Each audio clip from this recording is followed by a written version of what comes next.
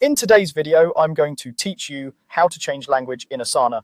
By the end, you'll know exactly where to go and what to click, so your workspace speaks the language you're most comfortable with, whether that's English, Spanish, French, German, or another supported option. First, open Asana and look to the top right corner of your screen. You'll see your profile photo or your initials in a small circle. Click that to open a quick menu.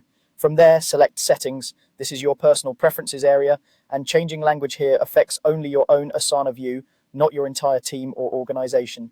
A pop-up window will appear with several tabs across the top. Click the Display tab. If your window is small, you might need to scroll horizontally within the tabs to find it. The Display tab is where Asana groups visual preferences, including theme, density, and most importantly for today, the language control. Now find the language section on this tab.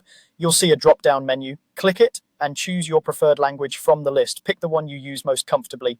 When you choose a language, Asana updates its interface text, things like menus, buttons, tooltips, and built-in messaging. It's worth noting that this does not automatically translate content created by you or your teammates, such as task names, descriptions, or comments. Custom field names and project titles also remain as they were originally written. After selecting your language, look for the Save Changes button in the pop-up and click it. Asana may apply the new language right away or briefly reload to finalize the update. If your screen flickers or refreshes, that's normal. It's just Asana switching the interface text to your new selection. A couple of quick tips to make this smoother. This language setting is tied to your account, so when you sign in on another computer or the desktop app, the interface should follow your preference. Your teammates can each choose their own language without affecting yours. If you don't see your preferred language in the drop-down, it likely isn't supported yet.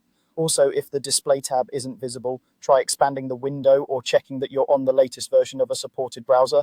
And that's it, quick and simple. You've changed your Asana language through settings, switched it on the Display tab, picked the language you want, and saved your changes.